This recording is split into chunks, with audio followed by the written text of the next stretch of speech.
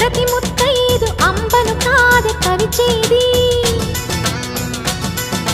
తన మదిలోని కలకలనన్ని అమ్మలకేగ తెలిపేది నెలతలే లేకుంటే దేవుడికి నెలవేది భక్తులే రాకుంటే గుడికి ఇక వెలుగేది దయతోటి కుంకుమ పూలు అక్షింతలు మనమంతా ఇవ్వాలి తన తాళి నిలపాలి తాళి కాచి ముత్తైదా ఎల్లమ్మ ఎల్లమ్మ పోదామా ఎల్లమ్మ ఉసురు కాచి